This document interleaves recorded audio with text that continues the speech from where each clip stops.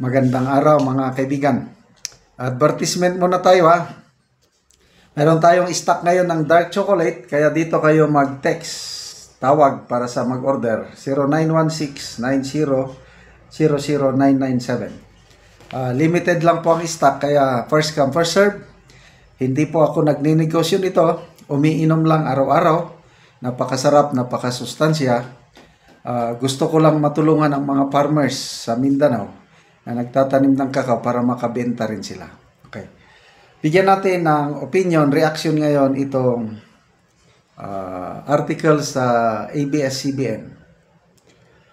Palace denies cracks in Marcos admin after Torres removal. Malacanang on Wednesday rejected speculation that General Nicolas Torre removal as head of PNP reflected supposed widening cracks within the administration of President Marcos Jr. Ito ang sagot ni Jose Claire Castro.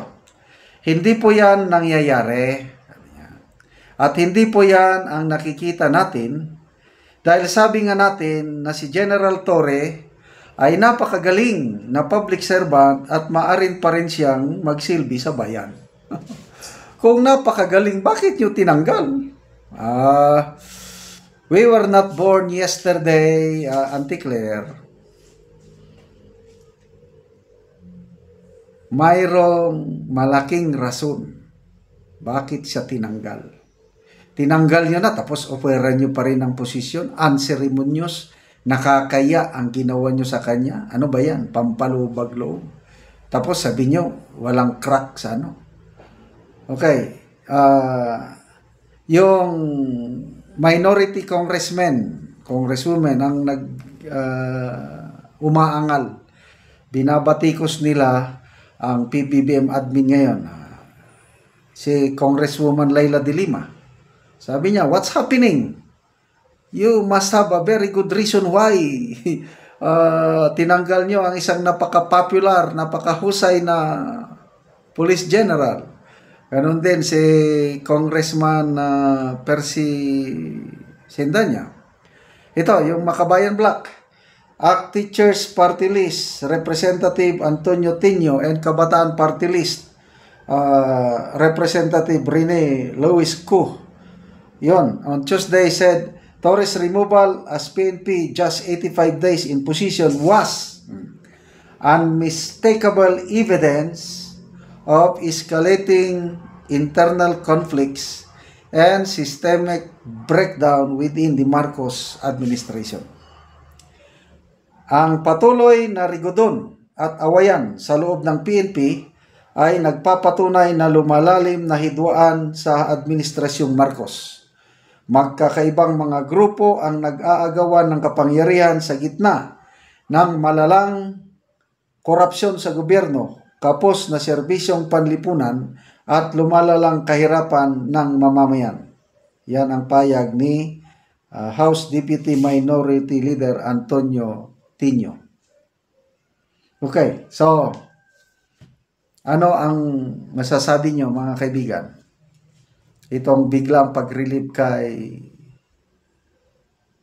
General Torre.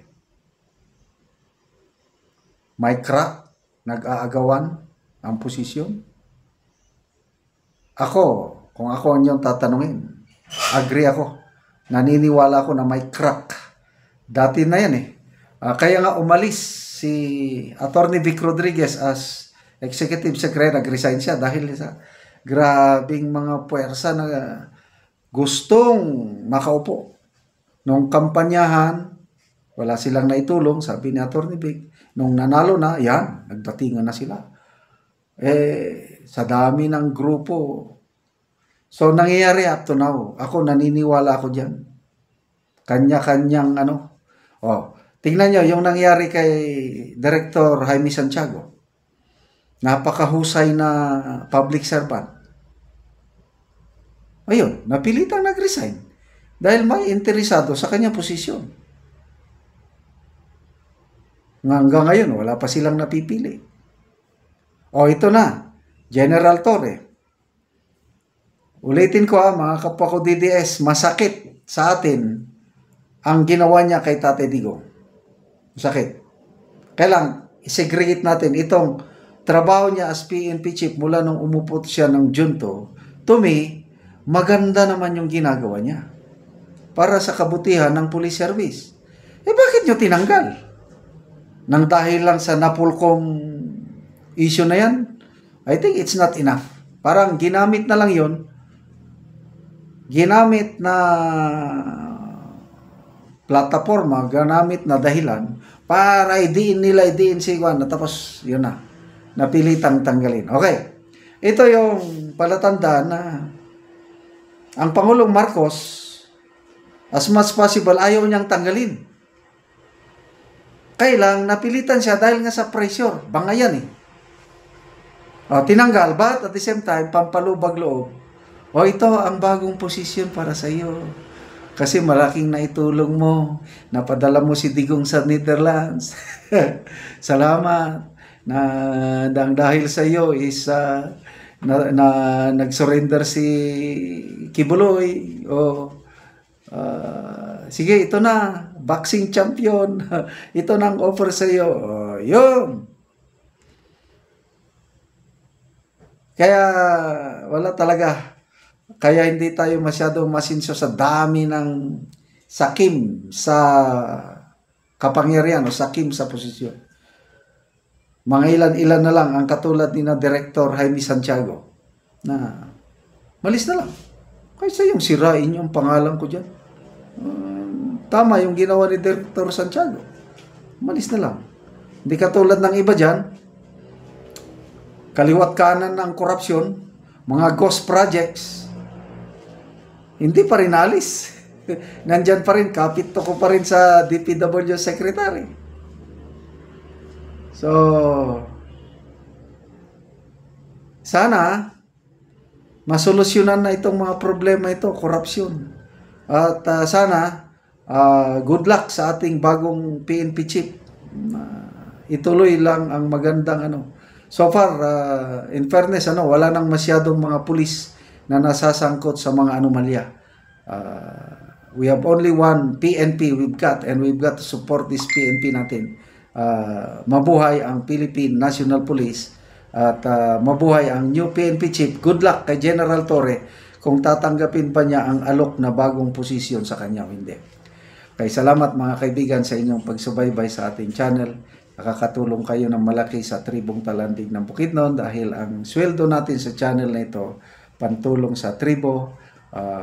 Namimigay tayo ng livelihood assistance, nagpapatanim ng saging lakatan at Arabica coffee. Panoorin nyo ang video na ito. Karon ako diri sa kapihan ni Landang, ni Dato Makalandang. Mag-wedding si akong kauban. Muni nga tambok kaayo ang iyang kape. So makita gid na to. Muni ang kapihan ni Dato Makalandang isa pa kabulan.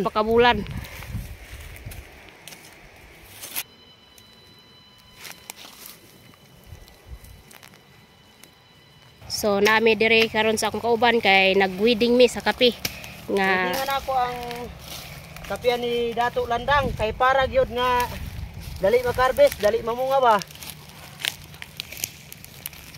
so tambok yun kaay siya. Og ako pag yun giporboration og yuta para yun nga mutambok pag yun siya.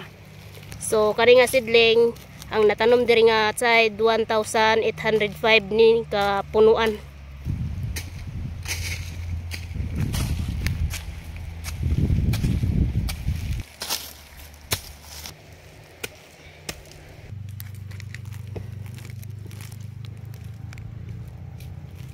Gyud mi. Digang gyud namo aron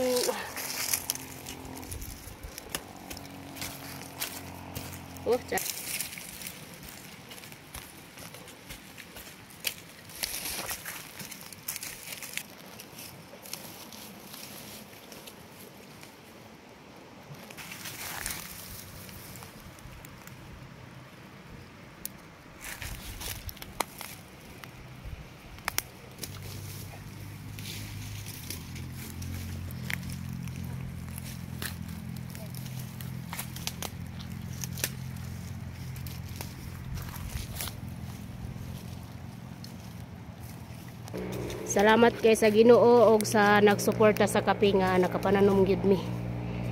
Og iyanin ni dato makalandang tanom. Salamat gyud kaayo.